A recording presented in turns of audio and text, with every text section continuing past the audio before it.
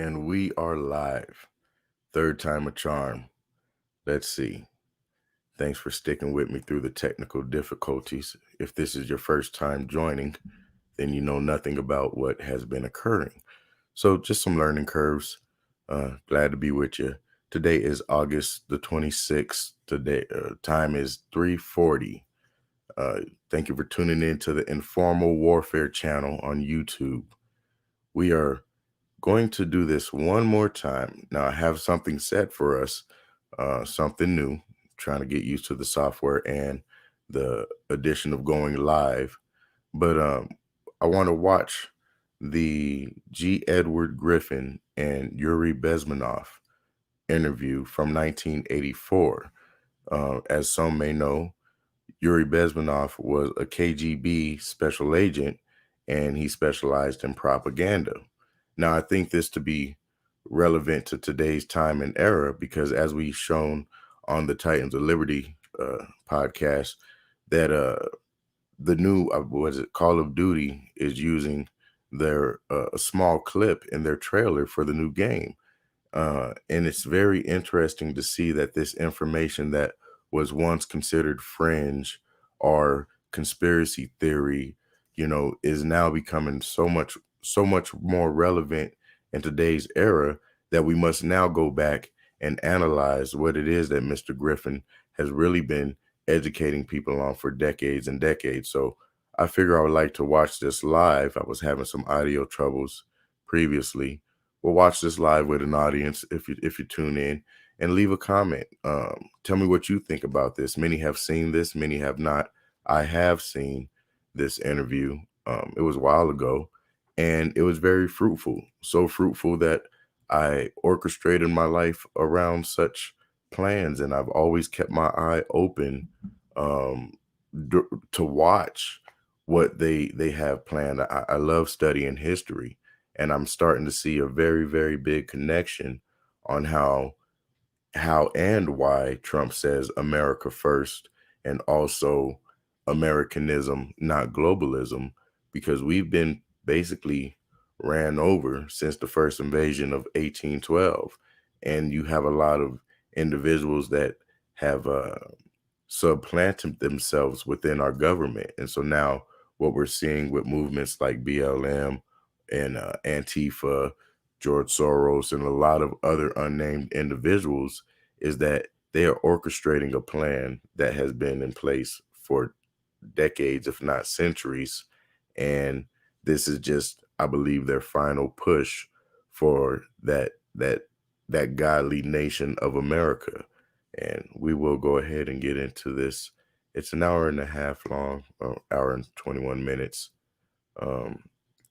Minimal dialogue, but like I say, take notes. Some of y'all that have already seen it, tell me what you think in the comments, and we'll go from there.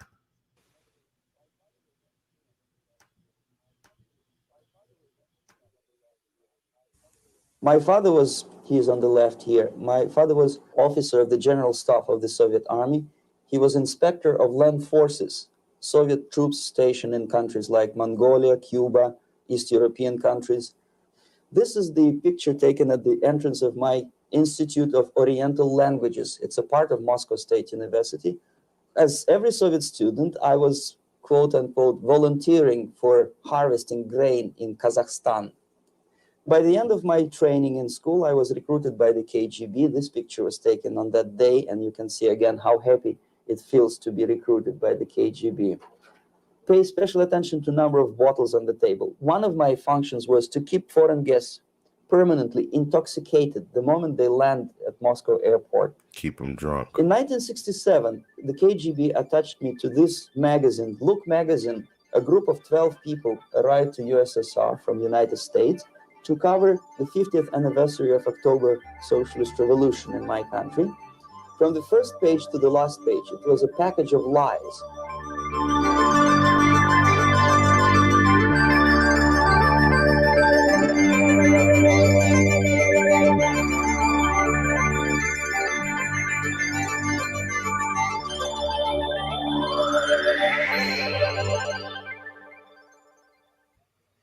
Our conversation is with Mr. Yuri Alexandrovich Bezmenov. Mr. Bezmenov was born in 1939 in a suburb of Moscow. He was the son of a high-ranking Soviet Army officer. He was educated in the elite schools inside the Soviet Union and became an expert in Indian culture and Indian languages. He had an outstanding career with Novosti, which was and still is, I should say, the press arm or the press agency of the Soviet Union. It turns out that this is also a front for the KGB. One of his interesting assignments was to brainwash foreign diplomats when they visited Moscow. And he'll tell us a little bit about how they did this and how they planted information which eventually wound up in the press of the free world. He escaped to the West in 1970 after becoming totally disgusted with the Soviet system, and he did this at great risk to his life. He certainly is one of the world's outstanding experts on the subject of Soviet propaganda and disinformation and active measures. Mr. Bezmenov, I'd like to begin by having you tell us a little bit about some of your childhood memories. Well, the most vivid memory of my childhood was Second World War, or to be more precise, the end of the Second World War, when all of a sudden, United States, from a friendly nation, which helped us to defeat Nazism, turned overnight into a deadly enemy. And it was very shocking because all newspapers were trying to present an image of belligerent, aggressive American imperialism. Most of the things that we were taught is that United States is aggressive power, which is just about to invade our beautiful, free socialist country, that American CIA is dropping Colorado beetles on our beautiful potato fields to eliminate our crops. And each schoolboy had a picture of Colorado bug on the back page of his notebook. And we were instructed to go into collective fields to search for those little Colorado bugs. Of course, we couldn't find any. Neither we could find many potatoes. And that was explained again by the encroachments of the decadent imperialist power. The anti-American paranoia, hysteria in the Soviet propaganda was to of such a higher degree that many less skeptical people or less stubborn would really believe that United States is just about to invade our beautiful motherland, and some secretly hope that it will come true. Propaganda using food. Yes. Well, getting back to life inside the Soviet Union or inside communist countries in general, in this country, at the university level primarily, we read and hear that the Soviet system is different from ours, but not that different, and that there is a convergence developing between all of the systems of the world, and that really it doesn't make an awful lot of difference what system you live under because you have corruption and dishonesty and tyranny and all that sort of thing. From your personal experience, what is the difference between life under communism and life in the United States? Well, life is obviously very much different for simple reason that the Soviet Union is a state capitalist economically. It's a state capitalism where an individual has absolutely no rights, no value. His life is nothing. It's just like an insect. He is disposable. Whereby in the United States, even the worst criminal is treated as a human being. He has a fair trial, and some of them capitalize on their crimes. They publish their memoirs in their prisons and get handsomely paid by your crazy publishers. The differences, of course, in the daily life Like are very various, depending on whom we are talking about. In my own private life, I never suffered from communism simply because I was brought up in a family of high-ranking military officer. Most of the doors were open for me. Most of my expenses were paid by the government, and I never had any troubles with the authorities or with the police. So in other words, I would say I enjoyed, or I had good reasons to enjoy all the advantages of so-called socialist system. My main motivations to defect had nothing to do with affluence. It was mainly moral indignation, moral protest, rebellion against the inhuman methods of the Soviet system. Well, specifically, what did you object to? I objected, first of all, against oppression of my own dissidents and intellectuals. And that was the most disgusting thing that I witnessed as a young man, young student, who was brought up a very troublesome period in our history, from Stalin to Khrushchev, from total tyranny and oppression to some kind of liberalization. Second, when I started working for the Soviet embassy in India, to my horror, I discovered that we are millions times more oppressive than any colonial or imperialist power in the history of mankind. That my country brings to India not freedom, progress, and friendship between the nations, but racism, exploitation, and slavery, and of course economical inefficiency to this country. Since I fell in love with India, I developed something which by KGB standards is extremely dangerous thing. It's called split loyalty, when an agent likes a country of assignment more than his own country. I literally fell in love with this beautiful country, a country of great contrasts, but also great humility, great tolerance, and philosophical and intellectual freedoms. My ancestors used to live in caves and eat raw meat when India was a highly civilized nation 6,000 years ago. So obviously the choice was not to the advantage of my own nation. I decided to defect and to entirely dissociate myself from that brutal regime. Mr. Bezmenov, we've read a lot about the concentration camps and the slave labor camps under the Stalin regime. Now the general impression in America is that those things are part of the past. Are they still going on today, or what is the status? Yes. There's no qualitative change in the Soviet concentration camp system. There are changes in numbers of prisoners. Again, this is unreliable Soviet statistics. We don't know how many political prisoners are there in the Soviet concentration camps, but we sure know from various sources that at each particular time, there are close to 25 to 30 million of Soviet citizens who are virtually kept as slaves in forced labor camp system. The size of population of a country like Canada is serving terms as prisoners.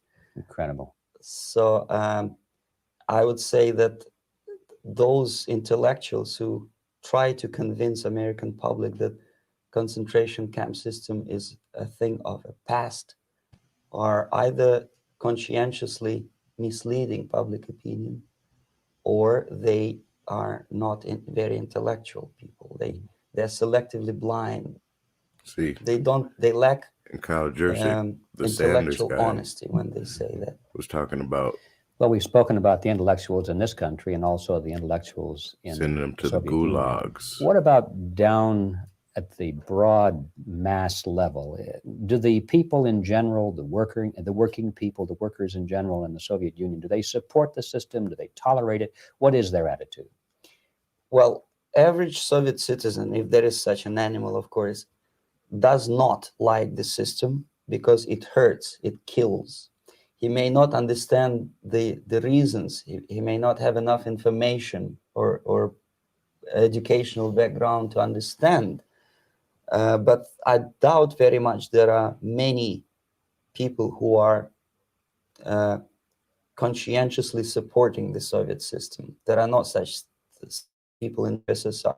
Even those who have all the reasons to enjoy socialism, people like myself, who are a member of journalistic elite, they also hate system for different reasons, though, not because they lack material affluence, but because they are unfree to think, they're in constant fear, duplicity, split personality. And this is the greatest tragedy for my nation. Well, what do you think are the chances of the people actually overcoming their system The or replacing mask, split personalities. There is a great possibility that system will sooner or later be destroyed from within. There is a self-destructive mechanism built into any socialist or communist or fascist system. Self-destructive. Because there is lack of feedback, because the system does not rely upon loyalty of population. But until this Soviet junta is being supported by the Western so-called imperialists, that is, multinational companies, establishments, governments, and And let's face it, intellectuals, so-called academia in the United States is famous for supporting the Soviet system. As long as the Soviet junta will keep on receiving credits, money, technology, grain deals, and political recognition from all these traitors of democracy or freedom, there is no hope. There is not much hope for changes in my country, and the system will not collapse by itself simply because it's being nourished by so-called American imperialism. This is the greatest paradox in history of mankind, when capitalist world supports and actively nourishes its own destructor. I think you're trying to tell us something Oh in this yes, country. I'm trying to tell you that it has to be stopped unless you want to end up in Gulag system Has and to be enjoy all stopped, the people. advantages of socialist equality. Working for free, catching fleas on your body, You see? sleeping on the planks of plywood Wake in, up, in Alaska America. this time, I guess. That's where Americans will belong, unless they will wake up, of course, and force their government to Force stop the aiding government. Soviet fascism. Yeah. Well, you told us a moment ago why you left the system. I'd like to hear the details of how you did it. It must have been a very dangerous thing.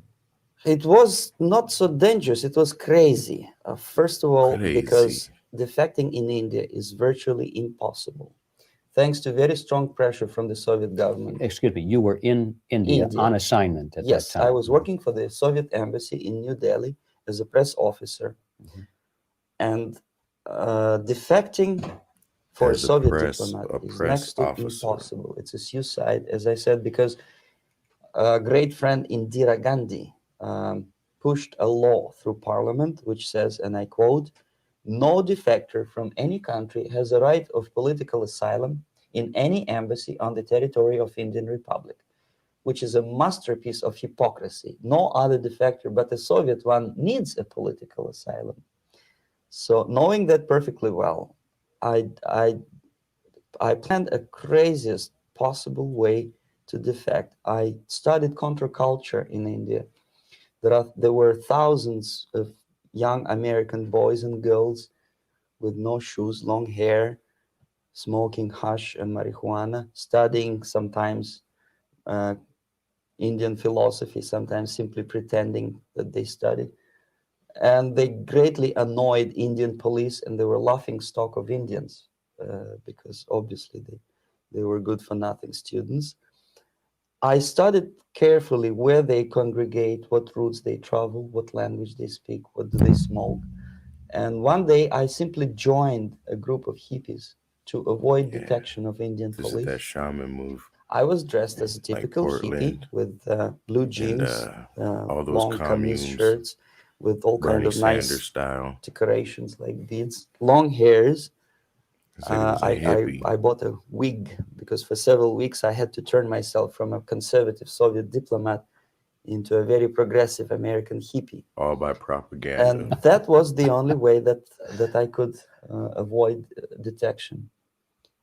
It was very interesting experience, but it was necessary because from my own knowledge as a member of Soviet embassy staff, I knew that there were many cases when Soviet defectors were betrayed by Indian police, and also some Western embassies played a very dirty role in betraying the Soviet defectors. According to our information, they were some, I wouldn't call them double agents, but simply immoral people working for for the United States embassy. And confining in people like this would be a suicide. So I had to be extremely careful. I could not trust anyone. And that was the reason for such a crazy way to defect. Well, had you been caught in the act of trying to get out, what would have happened to you? Oh, most likely I would end up in concentration camp. Or depending on the situation and on the whim of some bureaucrat in KGB, maybe even executed. This is normal practice, quietly, of course, not publicly. But that would be the end of my defection, of course. Sounds like China. Well, when did you finally make it to the United States? In 1970, after about 6 months of debriefing in Athens by the CIA, and I presume FBI too, they let me go first to Germany, then to Canada.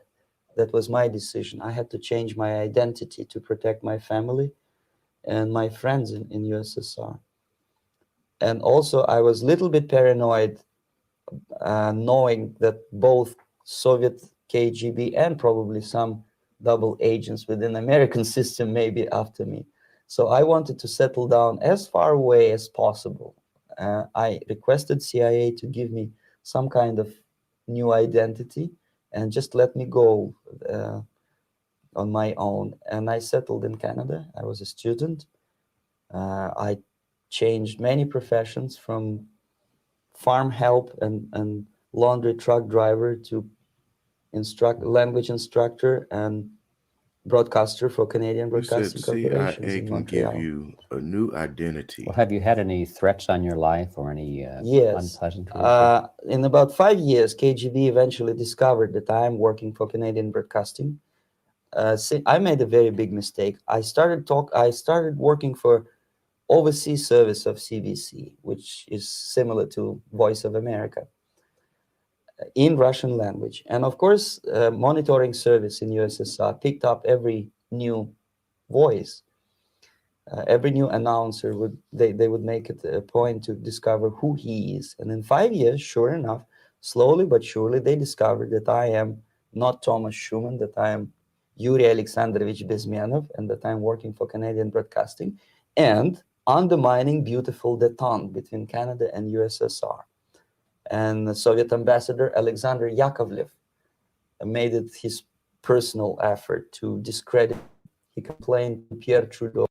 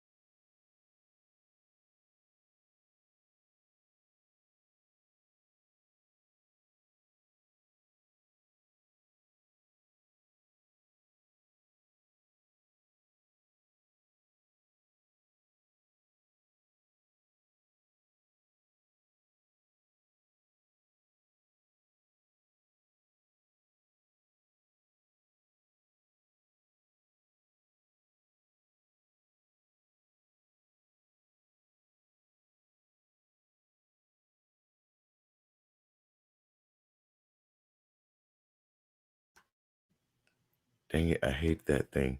Nevertheless, I wanted to rewind this. So they said something very key, and it was he said that it was the job of the KGB to find out who the broadcasters were around the world. And basically they found out who he was because he was working for the Canadian Broadcast Company.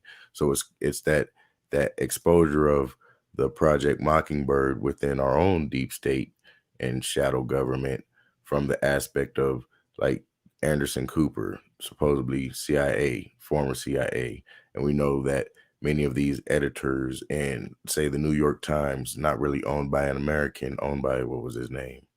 The one guy, I forgot, from Mexico, but he's really from Saudi Arabia.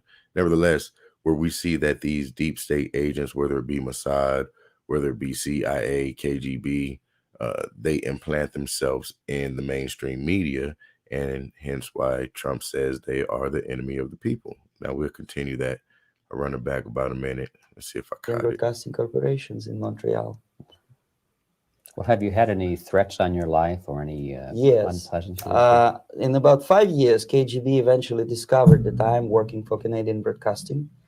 I made a very big mistake. I started working for overseas service of CBC, which is similar to Voice of America, in Russian language. And of course, monitoring service in USSR picked up every new voice. Every new announcer they would make it a point to discover who he is. And in 5 years, sure enough, slowly but surely, they discovered that I am not Thomas Schumann, that I am Yuri Alexandrovich Bezmenov, and that I'm working for Canadian Broadcasting and undermining beautiful détente between Canada and USSR. And the Soviet ambassador Alexander Yakovlev made it his personal effort to discredit me. He complained to Pierre Trudeau, who is known to be a little bit soft on socialism. Justin And Trudeau's dad. the management of CBC behaved in a very strange, cowardly way, unbecoming to representatives of an independent country like Canada. They listened to every suggestion that Soviet ambassador gave, and they started shameful investigation, analyzing content of my broadcasts to USSR. And sure enough, they discovered that some of my statements were probably would be offending to the Soviet Politburo. So I had to leave my job. And of course, subtle intimidations. They would say something like, please cross the street carefully because, you know, traffic is very heavy in Quebec. And fortunately, I know about the psychology and the logic of activity of the KGB, and I never allowed myself to be intimidated. This is the worst thing. This is what they expect a person, a defector, to Never be intimidated. Once they spot that you are scared, they keep on developing that line. Mm-hmm. And Be then unapologetic. eventually you either have to give up entirely and work for them, or they neutralize you. They would definitely stop all kind of political activity, which they failed to do in my case, Mm-hmm. because I was stubbornly working for the Canadian Broadcasting. And in response to their intimidations, I said that, look, this is a free country and I am as free as you are. And I also can drive very fast. And gun control is not yet established in Canada. So I had a couple of good shotguns in my basement. So welcome to visit me someday with your Kalashnikovs machine guns. So obviously it didn't work. Intimidation didn't work. So they tried different approach, as I described. They approach on the highest level, on the level of Canadian bureaucracy.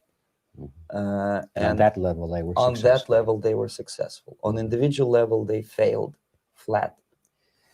Mr. Bezmenov has brought a series of slides with him that he has taken from the Soviet Union, and I think this is a good time to take a look at the slides. Yes. Now, the viewers will be able to see these slides as we talk about them. Yes, this is a collection of slides, which are, some of them are snapshots from my family album, some of them are documents which I smuggled from the Soviet embassy, and some are reproductions from local mass media. I usually show them to establish my credibility as a defector. This is a picture of my native town, Mytishi, about 20 miles north from Moscow. Characteristically, there's a statue of Comrade Lenin in the central square. This is myself at the age of 7, again, characteristically, under the statue of Comrade Stalin, extending his friendly hand to peoples of the world. At that age, of course, I was still idealistically minded young communist, and I still believe that sooner or later things will go for better. But I realized that the system stinks, that something is fishy, and that ideology is fake. Communism And stinks. the propaganda about Fishy. advanced Soviet agriculture simply didn't meet the criteria of reality. If they talk about abundance of food and there is none in the stores, there must be something wrong. My father was, he is on the left here, my father was officer of the General Staff of the Soviet Army. He was inspector of land forces, Soviet troops stationed in countries like Mongolia, Cuba, East European countries. Were he alive today, most likely he would be inspecting Soviet troops in Nicaragua, Angola, and many other parts of the world. Fortunately, he died and he didn't see the disgrace, because deep inside he was a Russian patriot. He didn't like the idea of expanding Soviet military might, especially in the areas where we were not welcomed at all. Unlike many other military officers, he was reporting directly to the Minister of Defense, bypassing KGB and diplomatic service. In other words, he was a trusted military professional. And my impression that this type of people are much less hawkish and adventuristic than party bureaucrats in Kremlin. When American mass media describes Soviet military as potentially dangerous counterpart for Pentagon, I simply laugh because I know better. I know that the most dangerous part of the Soviet power structures are not military at all. Most likely, if they come to power in my country, they'll be more sensible negotiators for nuclear disarmament and withdrawal of the Soviet troops from many parts of the world. But if someone from the party structure or the KGB structure were to give the orders for a military they have to obey, they yes, would follow because it. they are professional military. But they, you see, the triangle of power and hate in USSR is the party at the top, the party elite, the oligarchy of the party, then the military and the KGB at the bottom. Power They and hate each other. And the most hated triangle, the most hated corner of the triangle is the Communist Party bureaucrats. They are the most adventuristic, senile megalomaniacs. They can start war. I wouldn't be surprised. Not the military. They know what war is. At least my father did. This is the picture taken at the entrance of my Institute of Oriental Languages. It's a part of Moscow State University. I graduated in 1963. And now, excuse me, which one were you on? I am on the right. You're on the right. And on the left is my my schoolmate Vadim Smirnov, who later was an apparatchik in the Central Committee of the Soviet Union Communist Party. What is an apparatchik? It's a functionary, something like civil service in British Empire. Someone who is never fired from the service. He stays there internally. He may not be promoted too high, but he's a dependable bureaucrat who will stay forever. I studied not only languages, but also history, literature, even music. I'm on this picture, I'm trying to learn how to play Indian musical instrument. I even tried to look like an Indian when I was second-year student. Not bad, right? Yes, actually it was strongly encouraged by the instructors in my school, because the graduates of my school were later on employed as diplomats, foreign journalists, or spies. As every Soviet student, I was, quote unquote, volunteering for harvesting grain in Kazakhstan. This is the biggest agricultural blunder of the Soviet government. But I didn't have much choice, of course, because the communist motto borrowed from the Bible says, "Those who do not work shall not eat." And you can see me eating, therefore I was working, and you can see how happy I was about it. I went through a very extensive physical and military training, including the military games in areas, suburban areas of Moscow. And here, for example, we are on the tour in Arkhangelsk area. And by the end of my training in school, I was recruited by the KGB. This picture was taken on that day, and you can see again how happy it feels to be recruited by the KGB. Our conversation with Yuri Alexandrovich Bezmenov, who is a defector from the Soviet Union, a former propaganda agent for Novosti and the KGB, will continue after this message.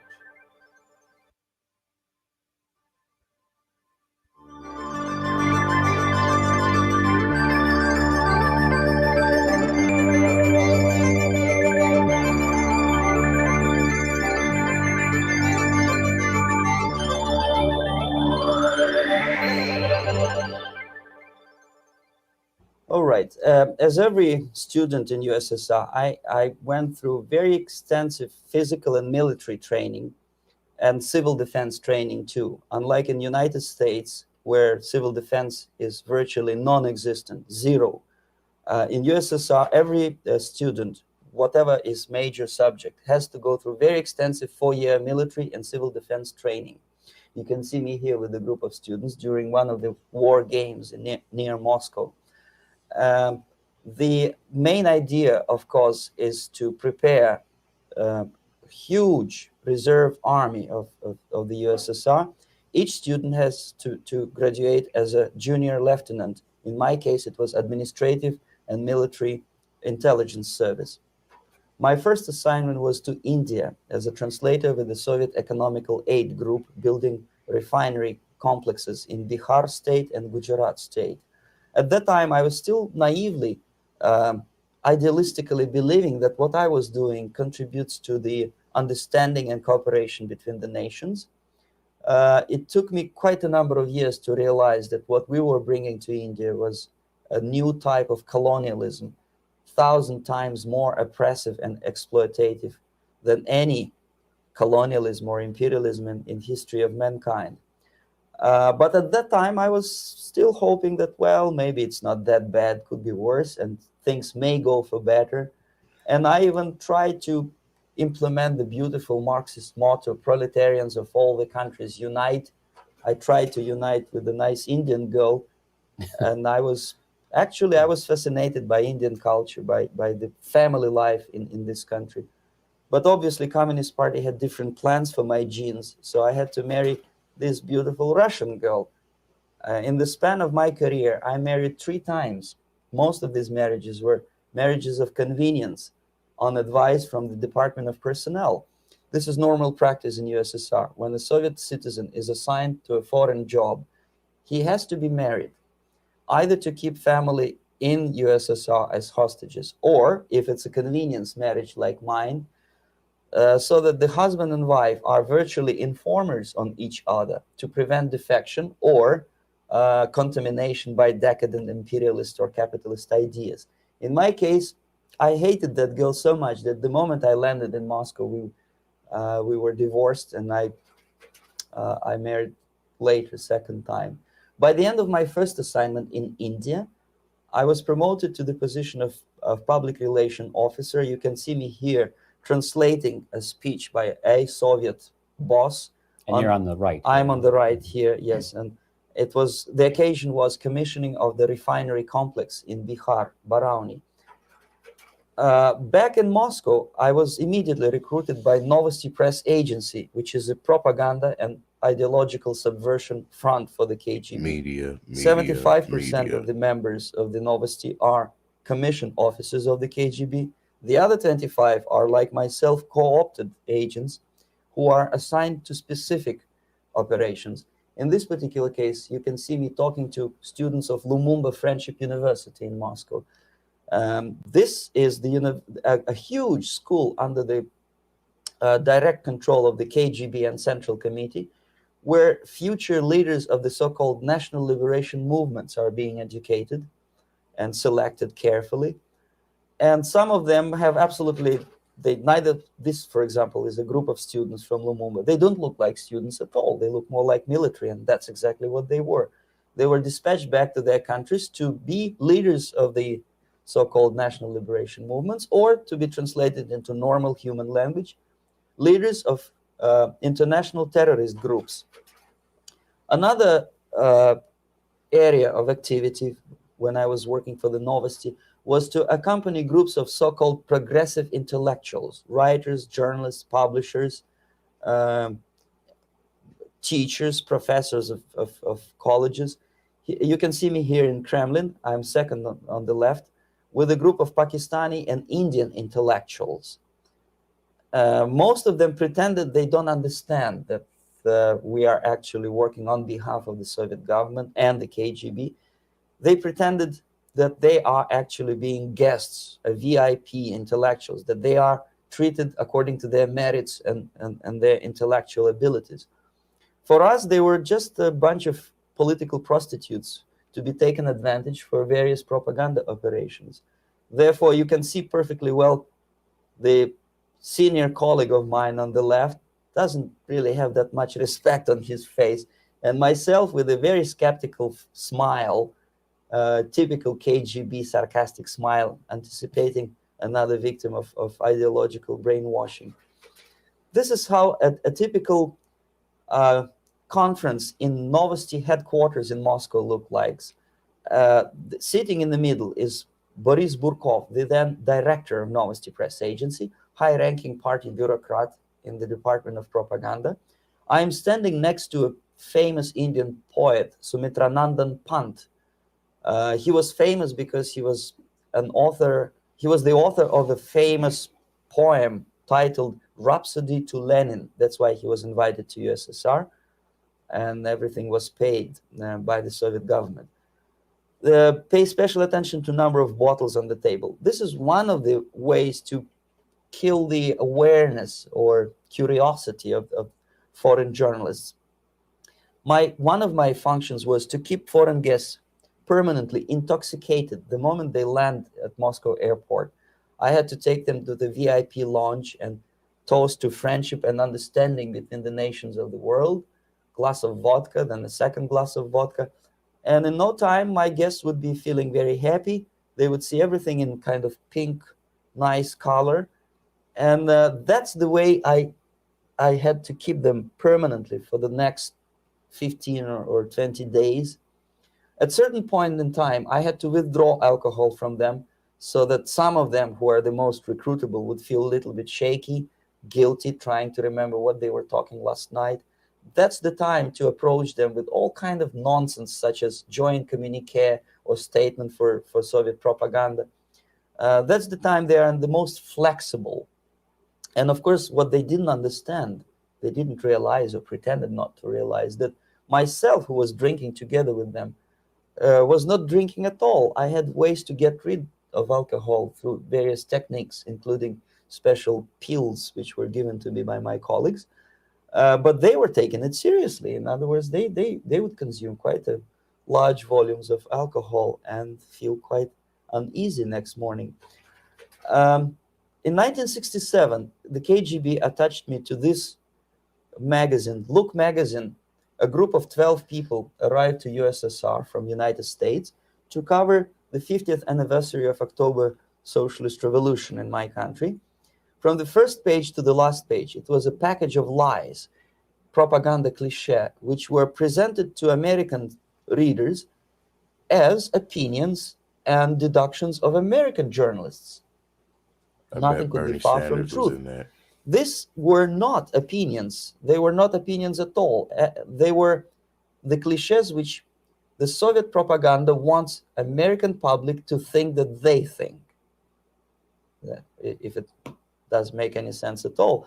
It sure does, because from the viewpoint of the Soviet propaganda, although there are some subtle criticism of the Soviet system, the basic message is that Russia today is a nice, functioning, efficient system supported by majority of population.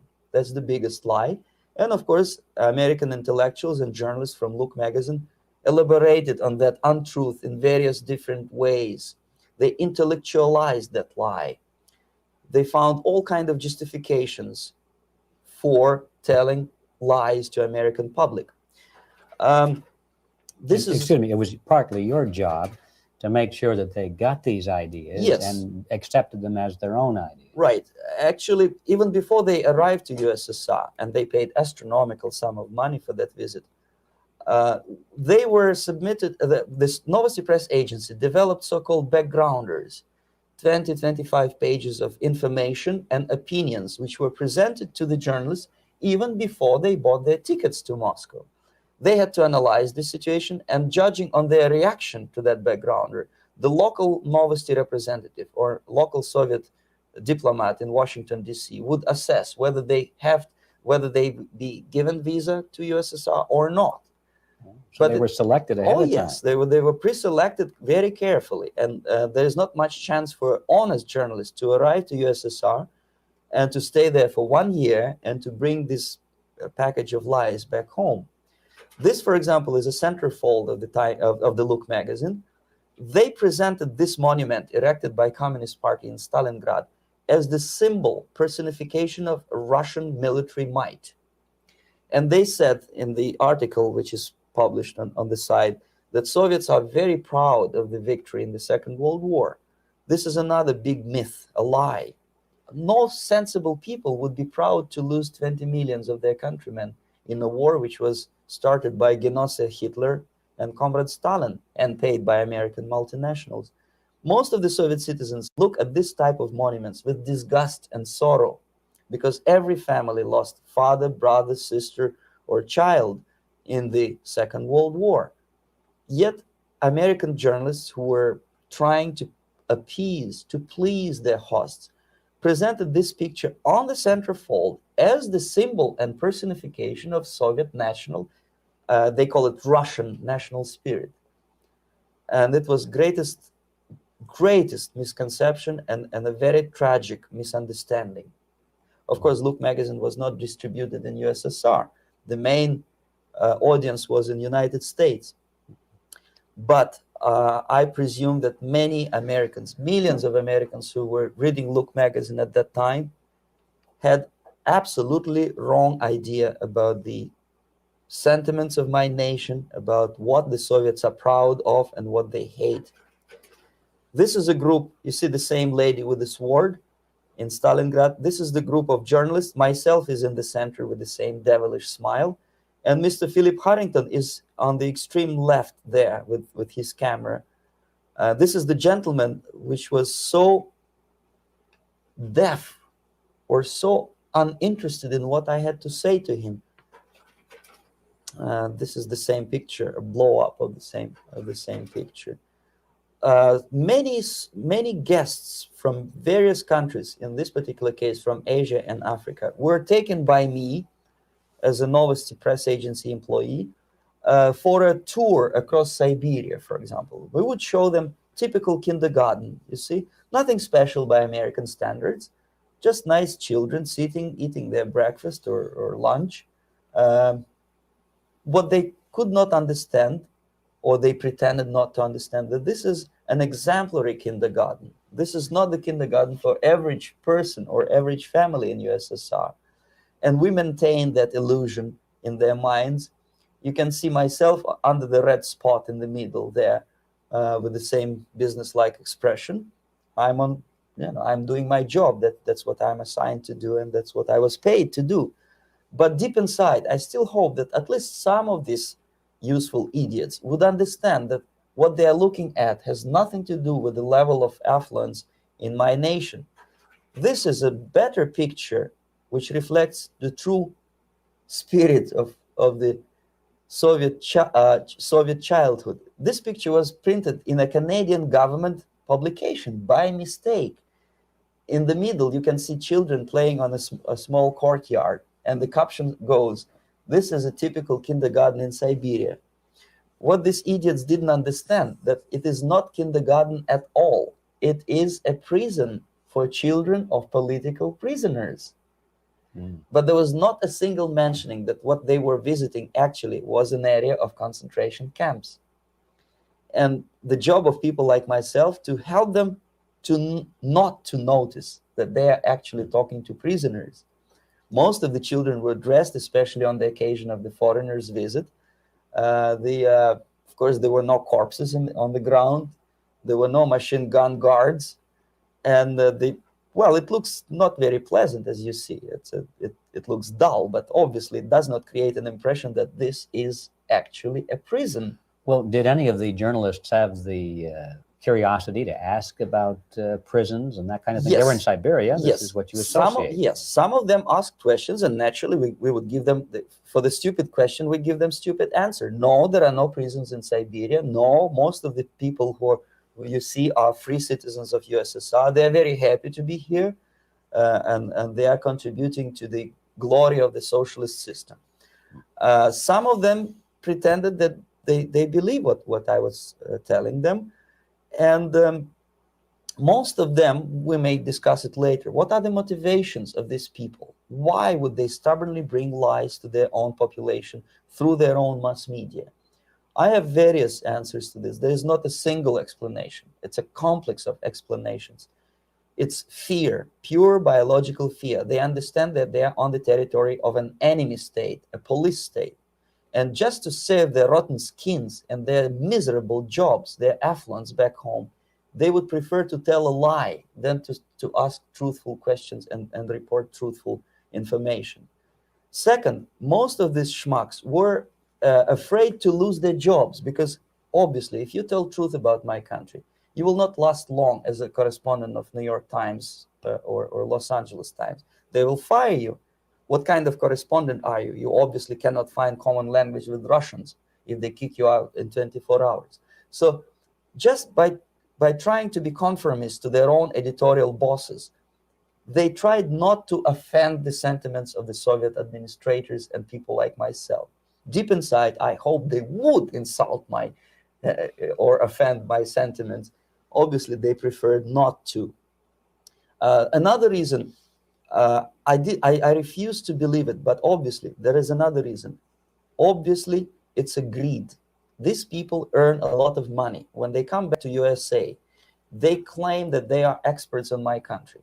They write books which sells in million copies, titled like Russians, The Truth About Russia. Most of it is lie about Russia. Yet they claim to be Sovietologists. They play back myth about my country, the propaganda cliches. Yet they stubbornly resist the word of truth. If a person like Solzhenitsyn is either defecting or kicked out of USSR, they try all their best to discredit him and to discourage him. I don't have much chance to appear on national network with a true story about my country. But a useful idiot like Hendrik Smith or Robert Kaiser, they are big heroes. They come back from USSR. They say, oh, we were talking to dissidents in Russia. Big deal. Soviet dissidents are chasing American correspondents in the streets, and they are cowardly escaping from these contacts.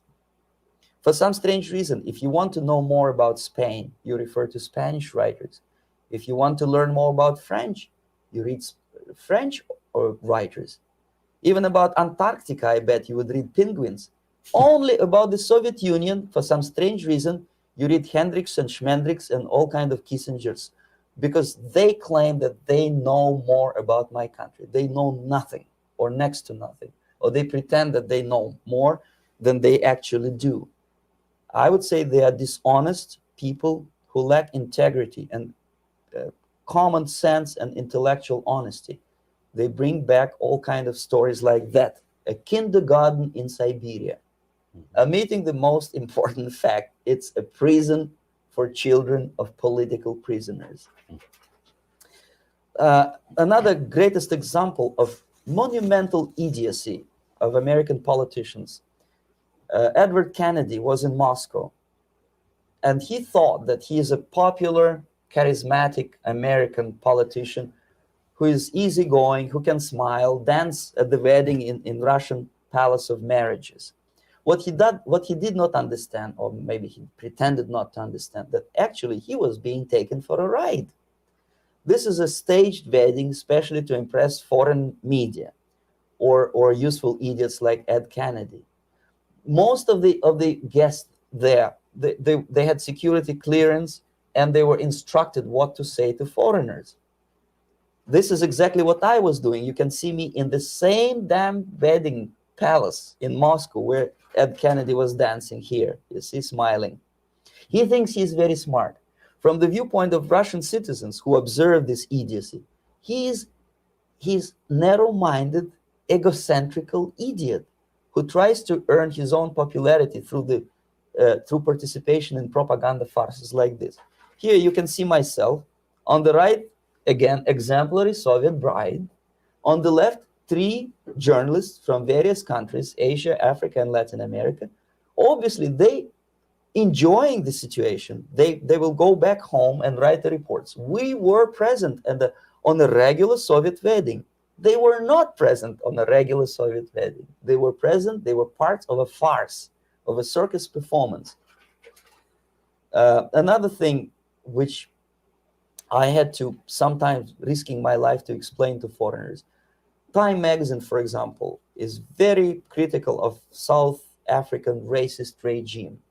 The whole article was dedicated to the shameful internal passport system where blacks are not allowing to live with whites.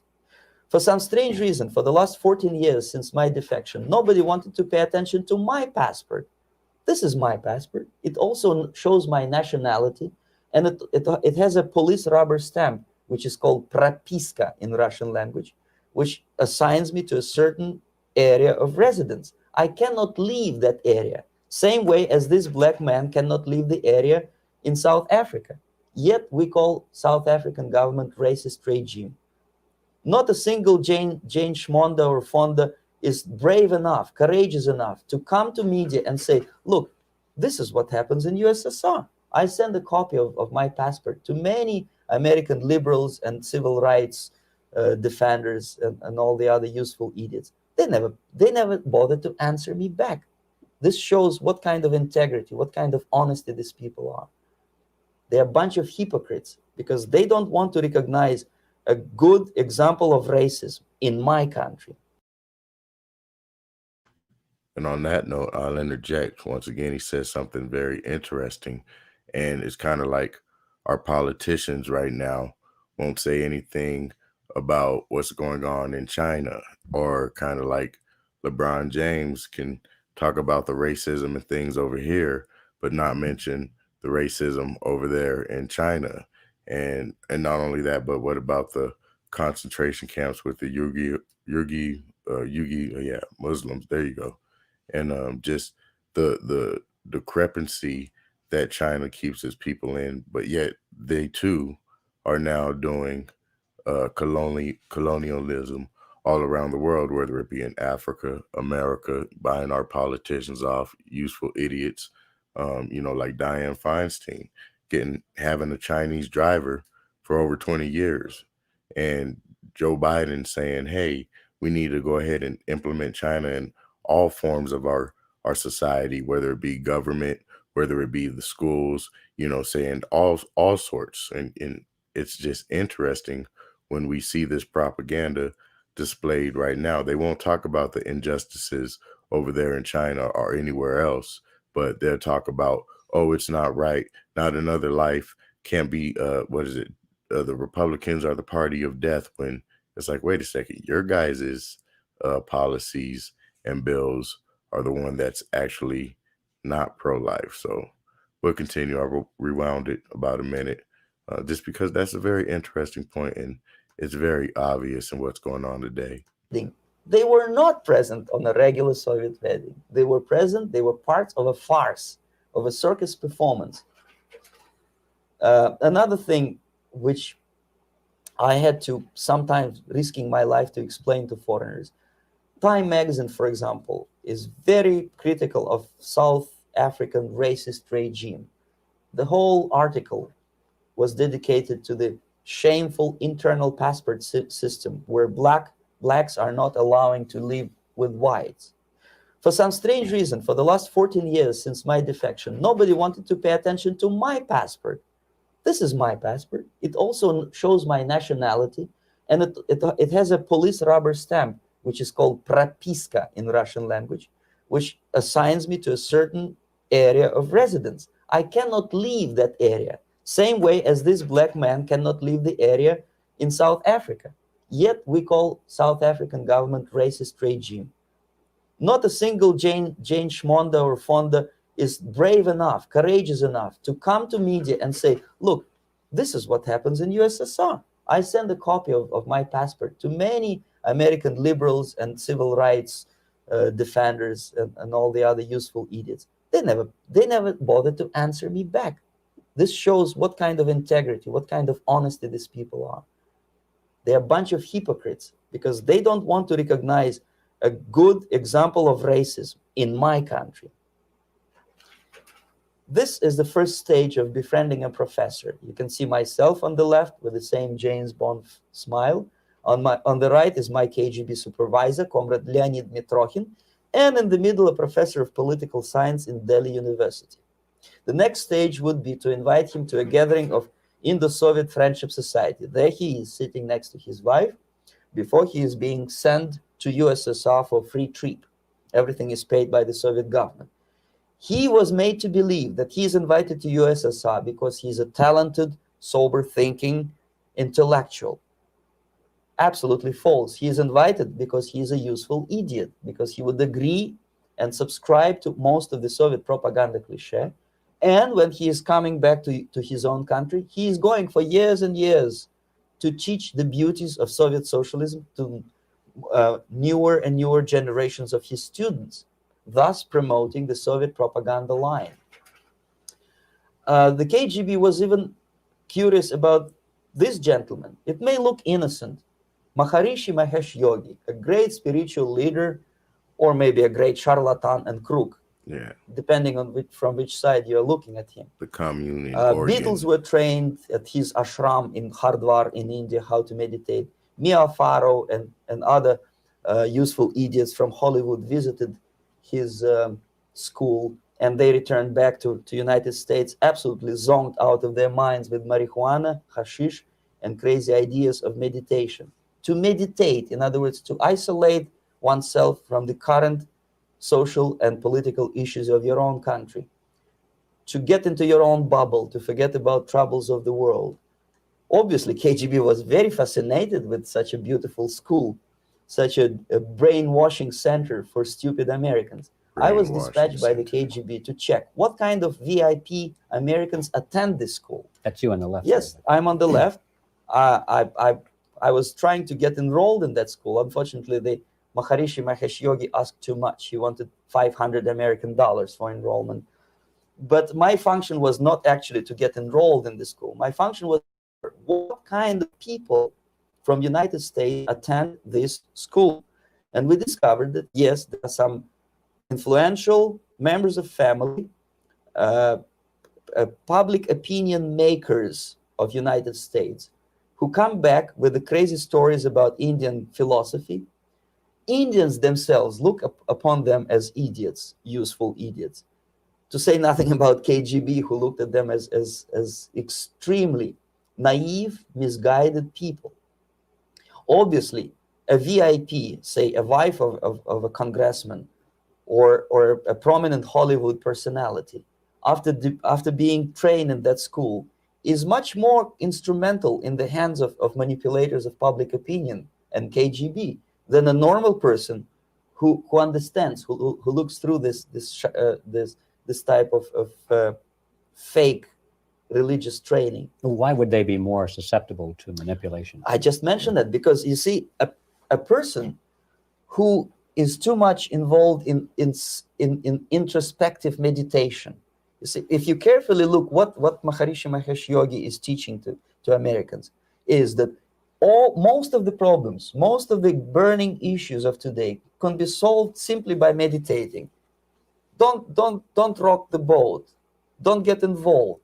Just sit down, look at your navel, and meditate. And the things, due to some strange logic, due to cosmic vibration, will settle down by themselves. This is exactly what the KGB and Marxist-Leninist propaganda wants from Americans, to distract their opinion, attention, and mental energy from real issues of the United States into a non-issues, into a non-world, non-existent harmony. Obviously, it's more beneficial for the Soviet aggressors to have a bunch of duped Americans than Americans who are self-conscious, healthy, physically fit, and alert to the reality. Maharishi Mahesh Yogi obviously is not on the payroll of the KGB. But whether he knows it or not, he contributes greatly to demoralization of American society. And he's not the only one. There are hundreds of those gurus who come to your country to capitalize on naivete and stupidity of Americans. It's a fashion. It's a fashion to meditate. It's a fashion not to be involved. So obviously, you can see that if KGB were that curious, if they paid my trip to Hardwar, if they assigned me to that strange job, obviously they were very much fascinated. They were convinced that that type of brainwashing is very efficient and instrumental in demoralization of the United States. Our conversation with Yuri Alexandrovich Bezmenov, who is a defector from the Soviet Union, a former propaganda agent for Novosti and the KGB, will continue after this message.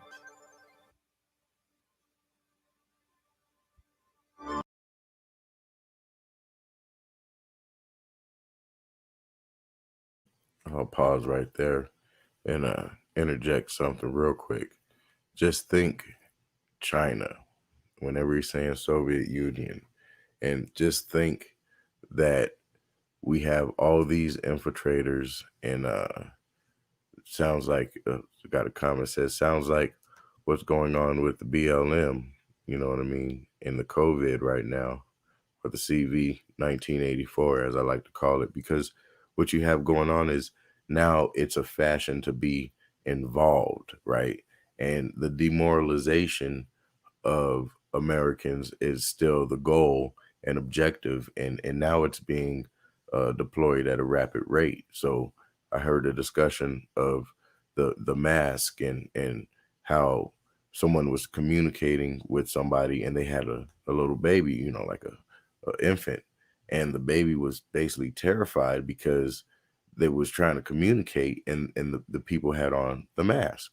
And after a while the person noticed, like, oh, you're scared because the mask, took the mask off and the baby was normal, and you just think about all the nonverbals that our faces play within communication, and just the demoralization, and how people already don't look each other in the eyes because they're too busy looking at their mobile devices or looking down.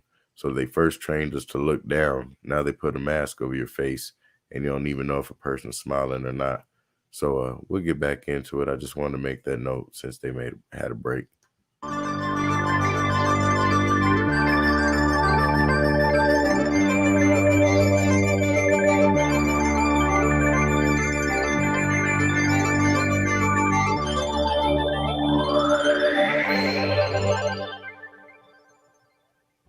This picture shows the part of the building of USSR embassy, and my supervisors. On the left is Comrade Mehdi, an Indian communist, and on the right, Comrade Mitrokhin, my supervisors in the secret department of research and counter-propaganda. It has nothing to do with either research or counter-propaganda. Most of the activity of that department was to compile huge volume of information on individuals who were instrumental in creating public opinion. Publishers, editors, journalists, actors, educationalists, professors of political science, members of parliament, representatives of business circles. Most of these people were divided roughly in two groups. Those who would toe the Soviet foreign policy, they would be promoted to the positions of power through media and public opinion manipulation. Those who refused the Soviet influence in their own country would be character assassinated or executed physically come revolution. Same way as in the small town of Hue in South Vietnam, several thousands of Vietnamese were executed in one night when the city was captured by Viet Cong for only 2 days. And American CIA could never figure out how could possibly communists know each individual, where he lives, where to get him, and would be arrested in one night, basically in some 4 hours before dawn, put on a van, taken out of the city limits and shot.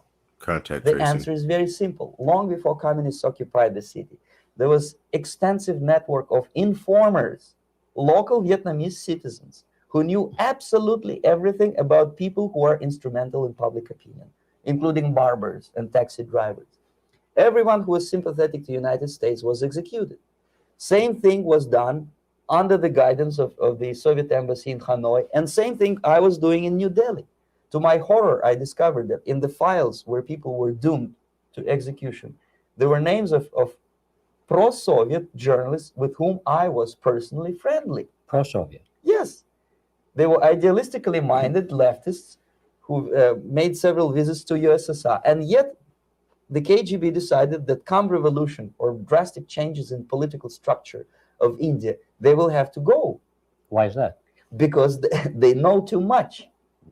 Simply because, you see, the useful idiots, the leftists who are idealistically believing in the beauty of Soviet socialist or communist or whatever system, when they get disillusioned, they become the worst enemies. That's why my KGB instructors specifically made a point, never bother with leftists. Forget about these political prostitutes.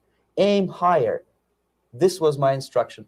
Try to get into large circulation, established conservative media.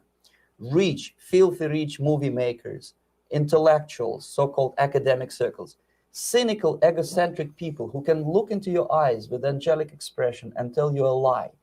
These are the most recruitable people, people who lack moral principles, who are either too greedy or too suffer from self-importance. They feel that they matter a lot.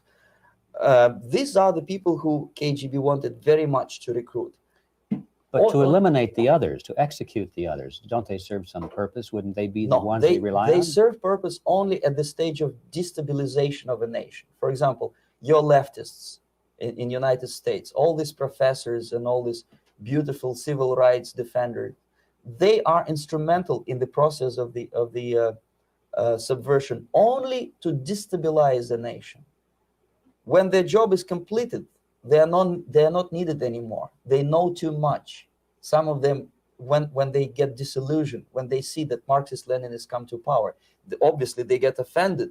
They think that they will come to power. That will never happen. Always the first to go. They will be lined up against the wall and shot. Bye-bye. But they may turn into the most bitter enemies of Marxist-Leninists when they come to power. And that's what happened in Nicaragua. You remember most of these former Marxist-Leninists were either put to prison or one of them split, and now he's working against Sandinistas.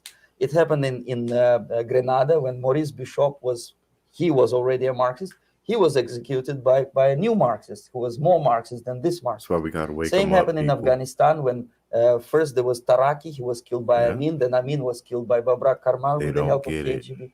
Same happened in Bangladesh when Mujibur Rahman, very pro-Soviet leftist, was assassinated by his own Marxist-Leninist military comrades. It's the same pattern everywhere. The moment they serve their purpose, all the useful idiots are either be executed entirely, all the idealistically minded Marxists, or exiled or put in prisons, like in Cuba. Many former Marxists are in Cuba, in prison. So most of the Indians who were cooperating with the Soviets, especially with our Department of Information of the USSR Embassy, were listed for execution. And when I discovered that fact, of course, I was sick. I was mentally and physically sick. I thought that I'm going to explode one day during the briefing at the ambassador's office. I would stand up and say something that we are basically a bunch of murderers. Yeah. That's what we are. It has nothing to do with friendship and understanding between the nation. There's no loyalty. We are murderers. We behave as a bunch of thugs in a country which is hospitable to us. Burning down cities with ancient in the land of the free. But I did not defect. I tried to get the message across. To my horror, nobody wanted even to listen, least of all to believe what I had to say. And I tried all kinds of tricks. I would leak information through letters or lost documents or something like that. And still I got no message. The message was not published, even in the conservative mass media of India. The immediate impulse to defect was Bangladesh crisis, which was described by American correspondents as Islamic grassroots revolution, which is absolute baloney. Share this video there was with your nothing to do with Islam, Antifa and there was and no BLM grassroots family revolution. members. Actually, there are no grassroots revolutions. Tell them to pick a side. Any revolution is a byproduct of a highly organized Ultimately, group these people are Satanists. of conscientious and professional Never forget it. organizers, but has nothing to do with grassroots. In Bangladesh, it was nothing with grassroots. Most of the Awami League party members, Awami League means People's Party, were trained in Moscow in the High Party School. Most of the Mukti Fauj leaders, Mukti Fauj in Bengali means People's Army, same as SWAPO and all kind of liberation armies all over the world, the same bunch of useful idiots. They were trained at Lumumba University and various centers of the KGB in Simferopol, in Crimea, and in Tashkent. So when I saw that Indian territory is being used as a jumping board to destroy East Pakistan, in Crimea, I saw myself thousands of so-called students traveling through India to East Pakistan, through the territory of India, and Indian government pretended not to see what's going on. They knew perfectly well. The Indian police knew it. The intelligence department of the Indian government knew it. The KGB, of course, knew it. And the CIA knew it. That was most infuriating, because when I defected and I explained to the CIA debriefers they should watch out because East Pakistan is going to erupt any moment, they said I was reading too many James Bond novels. Anyway, so East Pakistan was doomed. One of my colleagues in the Soviet consulate in Calcutta, when he was dead drunk, he ventured into the basement to relieve himself, and he found big boxes which said printed matter to Dhaka University. Dhaka is the capital of East Pakistan. And since he was drunk and curious, he opened one of the boxes and he discovered not printed matter. He discovered Kalashnikov guns and ammunition in there. Anyway, it's a long story. When I saw the preparations for the invasion into East Pakistan, obviously I wanted to defect immediately. The only thing I couldn't at that time make up my mind when and where and how. One of the reasons, of course, you see, I was in love with India. I mentioned it before.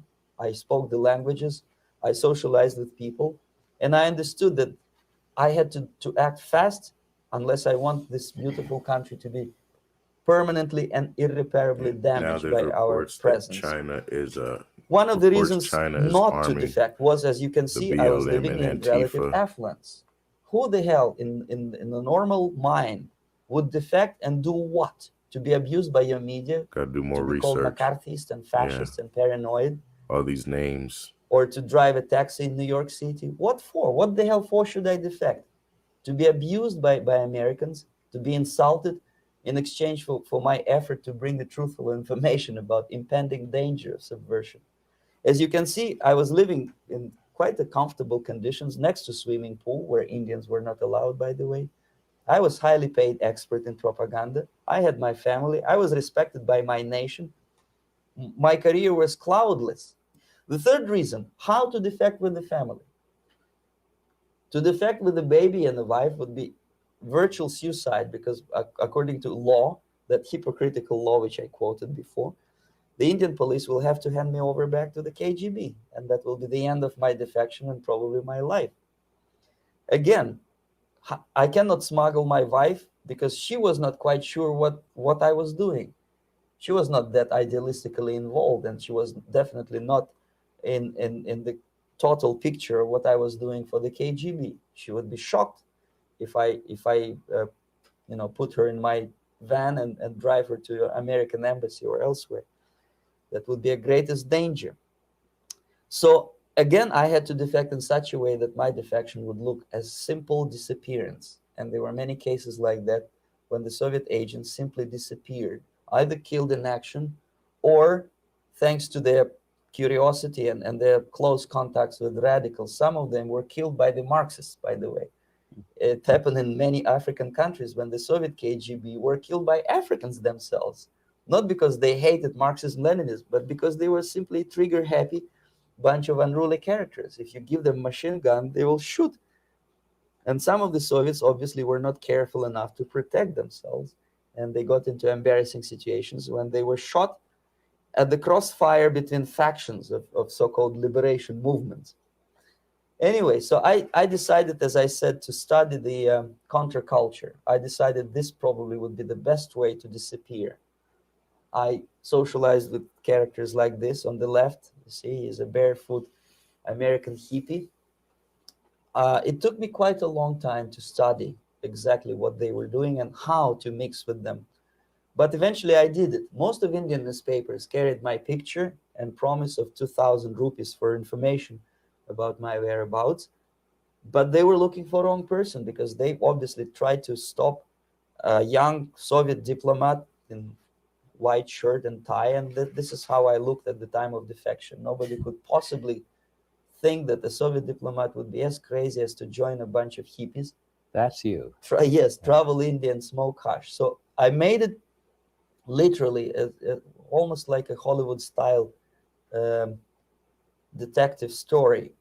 From under the nose of the KGB in Bombay airport, I landed the plane and I flew to Greece, where I was debriefed by the CIA. That's basically that's all for my slides. We can turn off the projector, and that's very defected to the CIA. Well, you spoke several times before about ideological subversion. That is a phrase that I'm afraid some Americans don't fully understand. When the Soviets use the phrase ideological subversion, what do they mean by it? Ideological subversion is the process which is legitimate, overt, and open. You can see it with your own eyes. Pay attention. All you have to do, all American mass media has to do, is to unplug their bananas from their ears, open up their eyes, and they can see it. There is no mystery. There is nothing to do with espionage. I know that espionage, intelligence gathering, looks more romantic. it sells more deodorants through the advertising, probably. That's why your Hollywood producers are so crazy about James Bond type of thrillers. But in reality, the main emphasis of the KGB is not in the area of intelligence at all. According to my opinion and opinion of many defectors of my caliber, only about 15% of time, money, and manpower is spent on espionage as such. The other 85% is a slow process, which we call either ideological subversion or active measures, активные мероприятия in the language of the KGB, or psychological warfare. What it basically means is to change the perception of reality of every American to such an extent that despite of the abundance of information, no one is able to come to sensible conclusions in the interests of defending themselves, their families, their community, and their country. It's a great brainwashing process which goes very slow, and it's divided in 4 basic stages. The first one being demoralization. It takes from 15 to 20 years to demoralize a nation. Why that many years?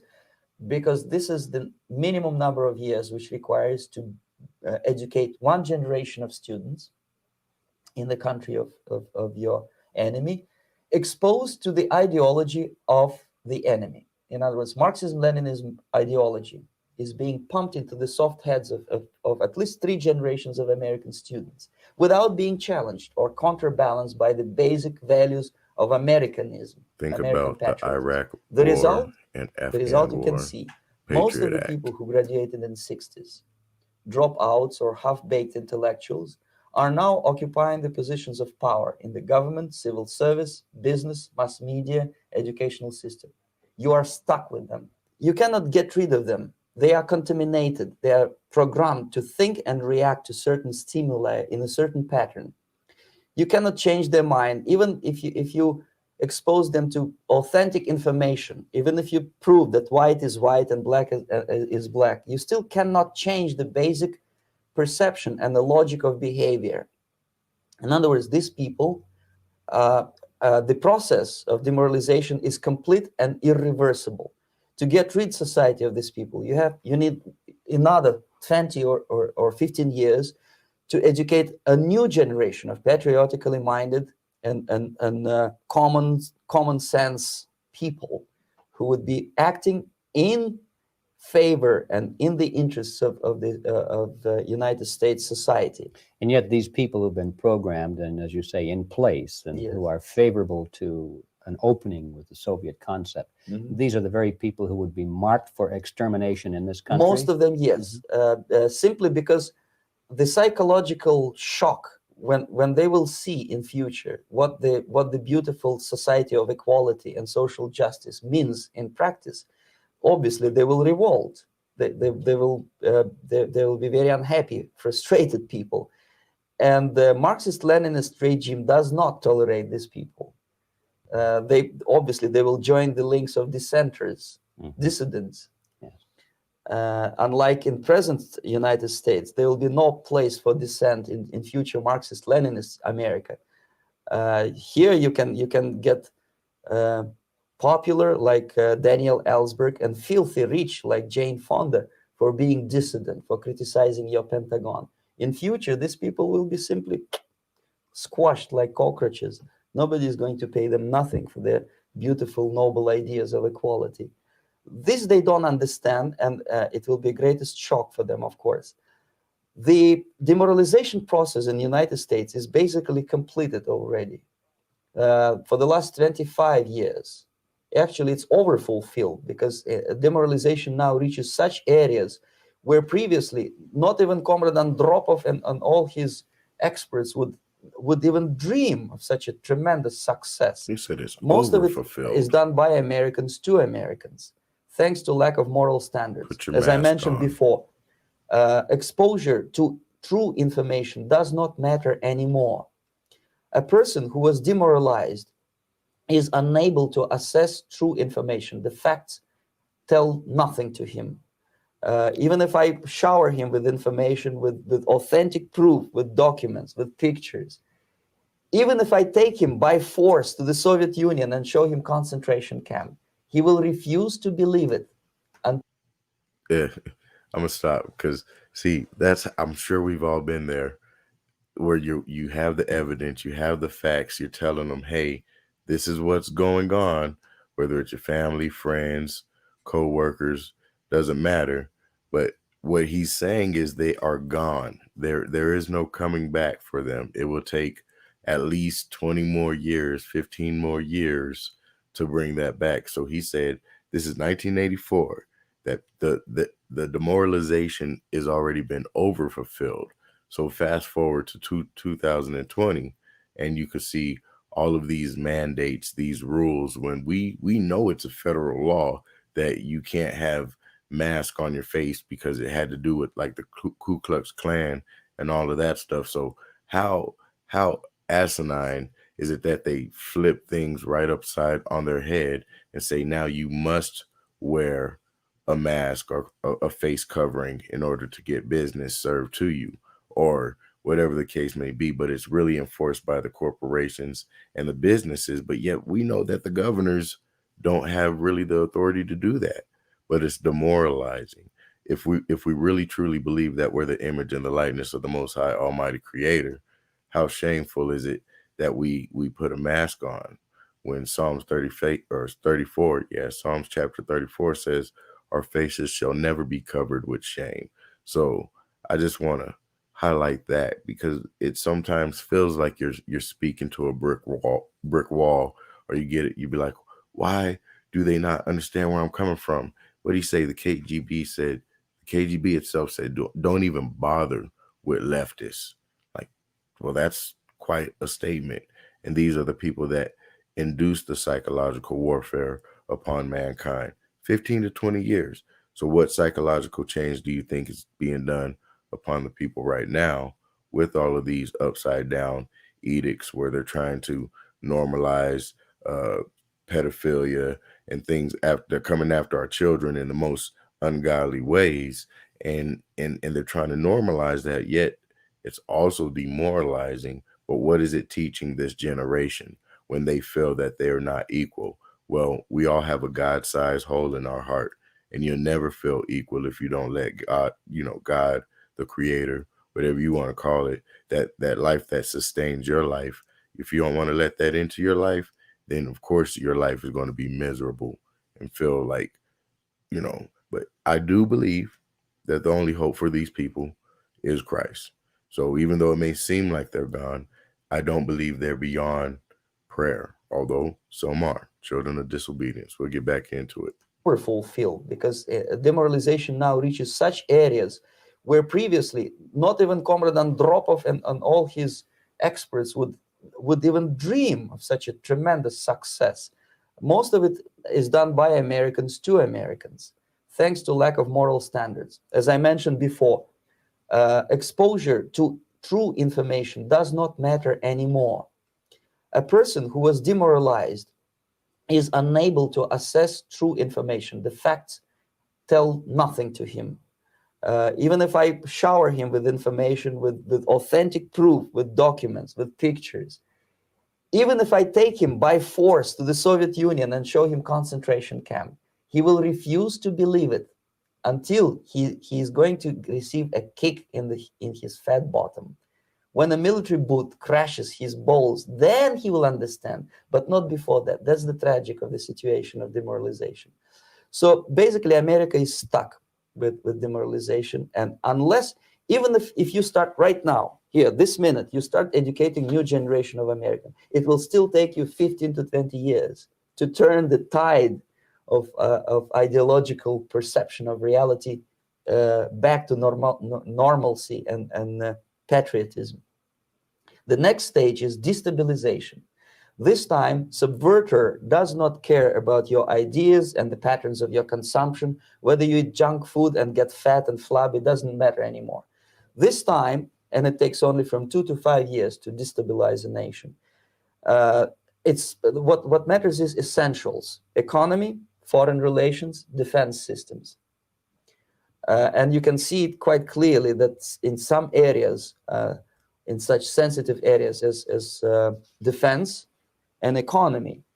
The influence of Marxist-Leninist ideas in the United States is absolutely fantastic. I could never believe it 14 years ago when I landed in this part of the world that the process will go that fast. The next stage, of course, is crisis. It may take only up to 6 weeks to bring a country to the verge of crisis. You can see it in Central America now.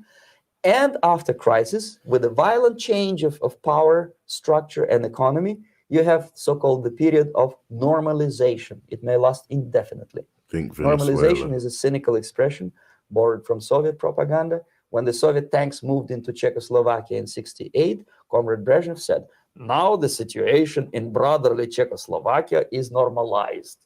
This is what will happen in the United States if you allow all these schmucks to bring the country to crisis, to promise people all kind of goodies and the paradise on earth, to destabilize your economy, to eliminate the principle of free market competition, and to put a big brother government in Washington, D.C., with benevolent dictators like Walter Mondale, who will promise lots of things, never mind whether the promises are fulfillable or not. He will go to Moscow to kiss the bottoms of new generation of Soviet assassins, never mind. He will create false illusions that the situation is under control. Situation is not under control. Situation is disgustingly out of control. Most of the American politicians, media, and educational system trains another generation of people who think they are living at a peacetime. False. United States is in the state of war, undeclared total war against the basic principles and the foundations of this system. And the initiator of this war is not Comrade Andropov, of course. It's the system. However ridiculous it may sound, the world communist system or the world communist conspiracy, whether I scare some people or not, I don't give a hoot. If you are not scared by now, nothing can scare you. But you don't have to be paranoid about it. What actually happens now, that unlike myself, you have literally several years to live on unless the United States wake up. The time bomb is ticking. With every second, the disaster is coming closer and closer. Unlike myself, you will have nowhere to defect to, unless you want to live in Antarctica with penguins. This is it. This is the last country of freedom and possibility. Okay, so what do we do? What is your recommendation to the American people? Well, the immediate thing that comes to my mind is, of course, there must be a very strong national effort to educate people in the spirit of real patriotism, number one. Number two, to explain them the real danger of socialist, communist, whatever, welfare state, big brother government. If people will fail to grasp the impending danger of that development, nothing ever can help United States. You may kiss goodbye to your freedom, including freedoms to homosexuals, to prison inmate. All this freedom will vanish, evaporate in 5 seconds, including your precious lives. The second thing, the moment at least part of United States population is convinced that the danger is real, they have to force their government. And I'm not talking about sending letters, signing petitions, and all this beautiful, noble activity. I'm talking about forcing United States government to stop aiding communism. Because there is no other problem more burning and urgent than to stop the Soviet military-industrial complex from destroying whatever is left of the free world. And it is very easy to do. No credits, no technology, no money, no political or diplomatic recognition, and of course, no such idiocy as grain deals to USSR. The Soviet people, 270 millions of Soviets, will be eternally thankful to you if you stop aiding a bunch of murderers who sit now in Kremlin and whom President Reagan respectfully calls government. They do not govern anything, least of all such complexity as the Soviet economy. So basic, two very simple, maybe two simplistic answers or solutions, but nevertheless, they are the only solutions. Educate yourself, Understand what's going on around you. You are not living at the time of peace. You are in a state of war, and you have precious little time to save yourself. You don't have much time, especially if you are talking about young generation. There's not much time left for convulsions and sexual masturbation to the beautiful disco music. Very soon it will go, just overnight. If we are talking about capitalists or wealthy businessmen, I think they are selling the rope on which they will hang very soon. If they don't stop, if they cannot curb their unsettled desire for profit, and if they keep on trading with the monster of the Soviet communism, they are going to hang very soon. And they will pray to be killed, but unfortunately they will be sent to Alaska probably to manage industry of slaves. It's simplistic. I know it sounds unpleasant. I know Americans don't like to listen to things which are Communism is unpleasant. communism. But I have Soviet, defected not to tell you the Chinese, stories about Cuban. such idiocy as microfilm, James Bond Communism type is Satanism. espionage. This is garbage. You don't need any espionage anymore. I have come to talk about survival. It's a question of survival of this system. You may ask me, what is it in for me? Survival, obviously, because unlike Survival. as I said, I am now in your boat. If we sing together, we'll sing beautifully together. There is no other place on this planet to defect to. Say no to contact tracing. Yeah. We'll close that out. So thank you for all y'all that hung in there. Thank you guys for all y'all that caught it on the replay. Some interesting topics, like I say, it's study material because we can identify the propaganda in our day-to-day media. One comment, I took some notes. One comment I thought was odd was where he said, how can it be that overnight, basically, all sections of communities get wiped out and taken into the van and executed? He's like, well, because they knew everything about them. And when you look at this contact tracing, that's, I would like to believe one of the most sacred God-given rights is the right to be left alone, or say the guarantee of privacy, meaning you have the right to not disclose certain things, let alone about yourself, let alone others. And when we see not just the whatever people may think about the CV 1984, I just see a bunch of things that can't be really implicated lawfully, but if people go along with it, i.e., the propaganda, the brainwashing, the force of law saying if you don't do this, then you're going to get fined or imprisoned, and then we could look around the world where people are getting beaten for not wearing their mask properly, and you have people going to jail because they're breaking their mandated quarantine. Yet on the flip side of that, we have prisoners getting let out of jail because of COVID, CV 1984 fears. So the reality that we're facing is one that has been totally manipulated, one that has been totally propagandized.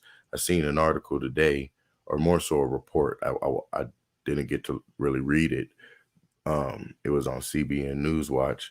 Nevertheless, it said the CDC reverses its claim on something, and it makes me think, like, yeah, how many times do we have to go back and forth? Well, that's just another ploy of that demoralization. That's just another tactic of psychological warfare. And how did he say it? He said, it's better if Americans can do it to Americans. So we have all of these people shaming one another, yet the hypocrisy is, oh, we don't have any rights in this country, and we need to defund the police, and yada, yada, yada, whatever you may think. But just remember what he said. These ideas have been supplanted for the last 15 to 20 years. So when you look back at the crime bill of 1994, 96, all the things that Clinton was doing, right? And you fast forward that as a 20-year period, what year do we come upon? If I'm not mistaken, we come upon 2016. So by coming upon 2016, then you see all of these riots, conflicts with who won the presidency. I mean, people getting beat up for having a political statement, meaning wearing a MAGA hat or saying they're pro-Trump. Now you're losing your job. That's demoralizing, because another sacred tool of this nation, specifically the land of the free, is the power of the vote, and the power to elect and choose who you want to represent you. So when and I guess the other half of it was, there used to be a saying where you could tell a lot of people a lot of things, but you never asked somebody who they voted for. Now, if they offered that, that was their business, but that was the most sacred thing that somebody had, was quote unquote their opinion of who they wanted to elect to represent them. You just didn't ask, like, who did you vote for? Or who did you vote for? Who are you going to vote for? Like, man, what are you asking me? That's none of your business.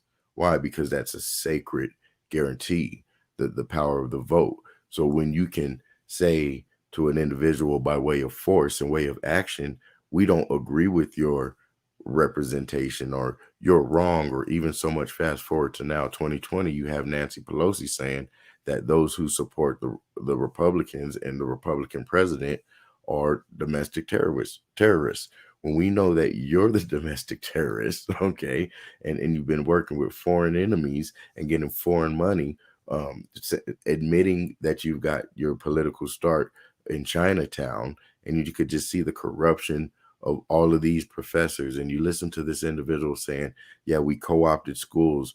Well, what's going on? All these professors are getting arrested for having ties with China.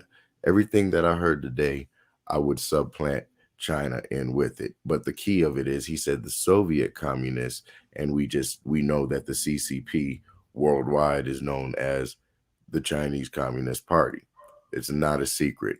And upon being the Communist Party, okay, they're persecuting Christians. And matter of fact, all religions, it doesn't matter. There is no religion outside of the state.